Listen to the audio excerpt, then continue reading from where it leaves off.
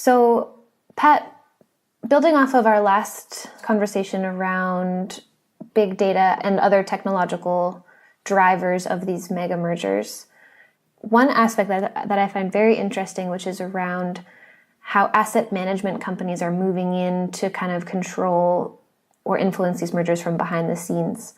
Can you speak to some of those findings? Yes, I mean it's complicated again. I shouldn't start by saying that all the time, but it is.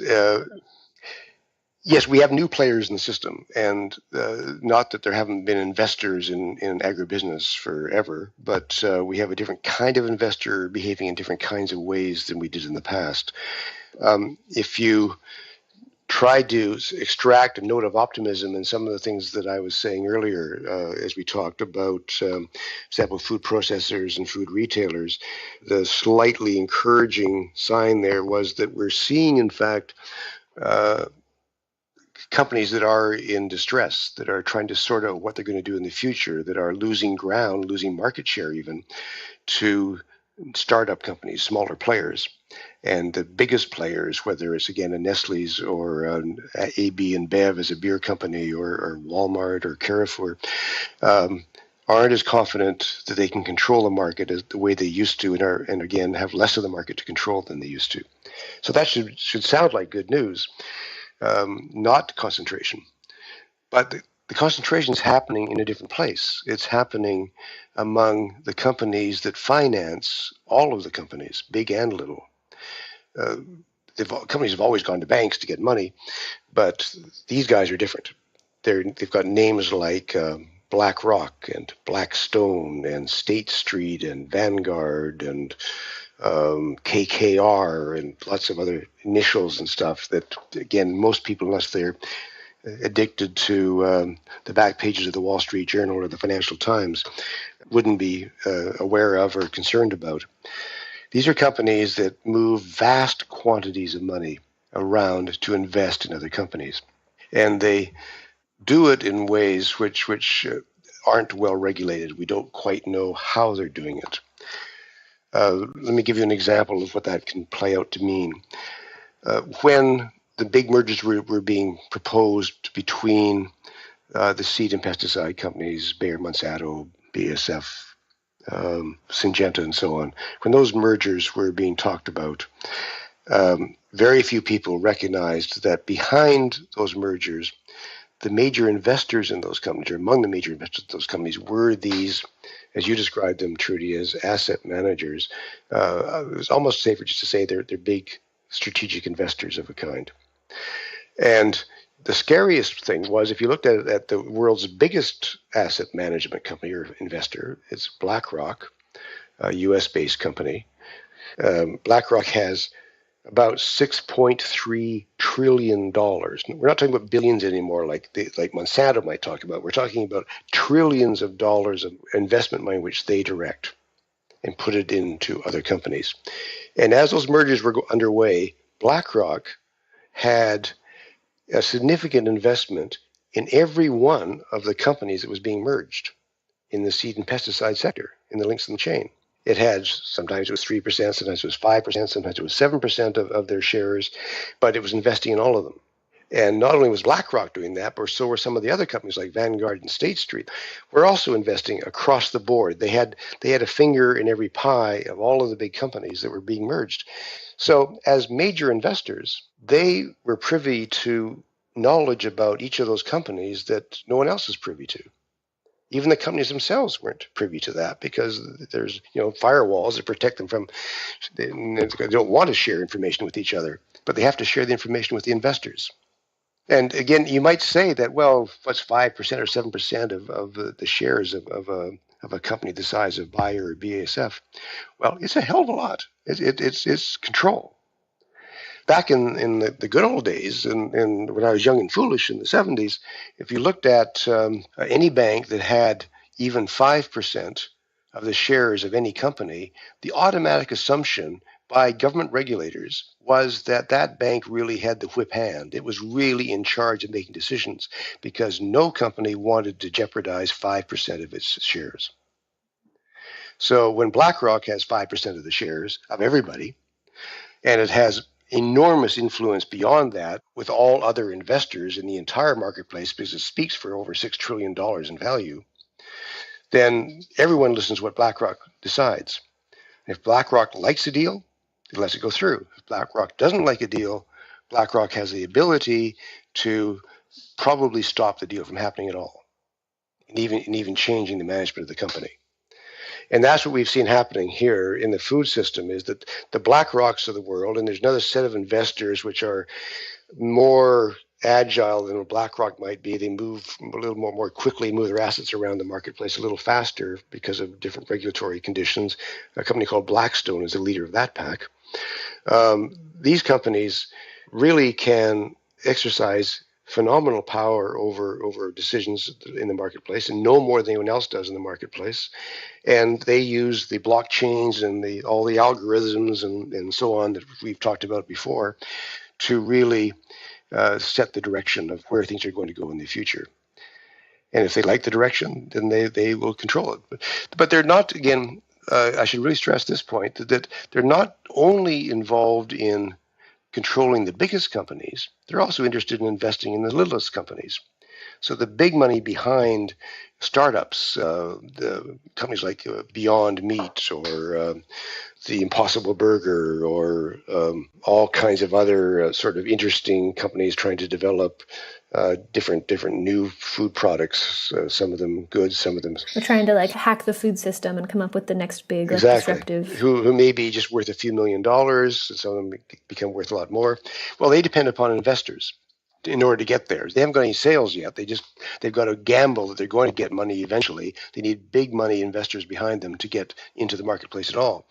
So companies like a BlackRock or a Blackstone, also individuals can do this as well. BlackRock and Blackstone will step in and invest in these companies, so they know all of what's happening with the startup companies. So at the end of the day, BlackRock really doesn't care who wins. They don't care if it's Coke or Pepsi that wins, or if it's some little tiny fruit juice company that wins.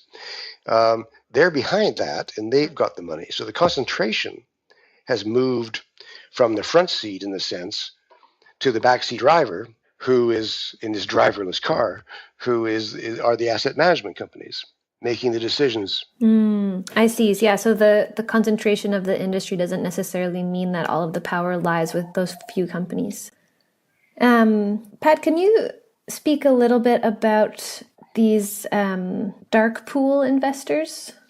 Yeah, part of this new environment of finance, which involves these massive and global investment houses like BlackRock and Blackstone and so on, is that they're using new market tools as well. It's not just new actors, but new tools.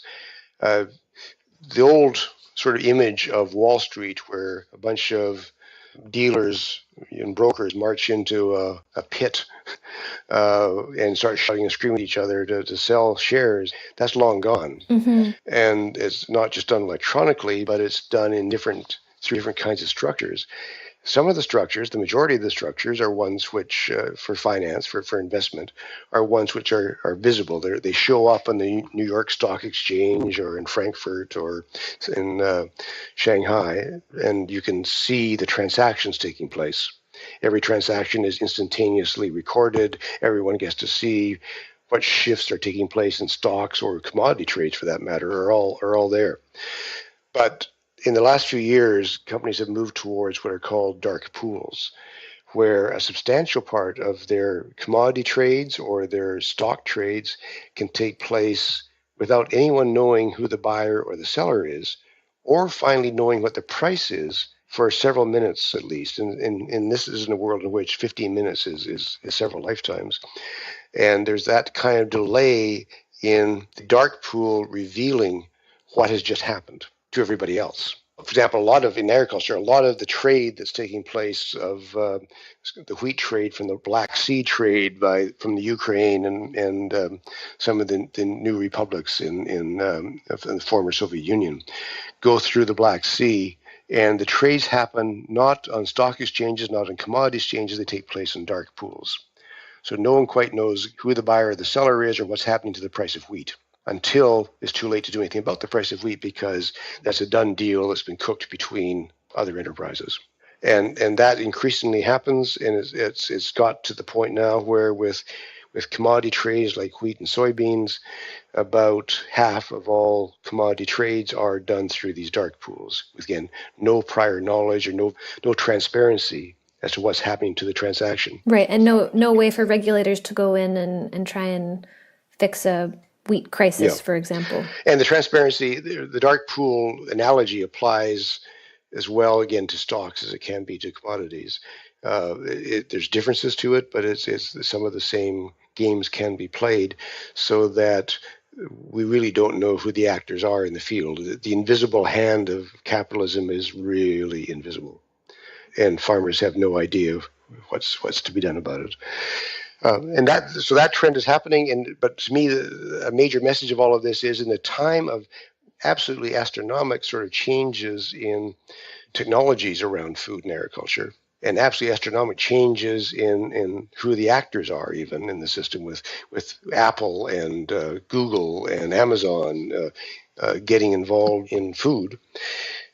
We've got, this is compounded even more by now suddenly a whole new sort of financial structure, which again, we lose any grasp of what's actually going on, and farmers have less control over the system. And we notice that in the sector group as we try to do our sort of regular listings of who are the top companies. Even we can't get the same information we used to be able to get.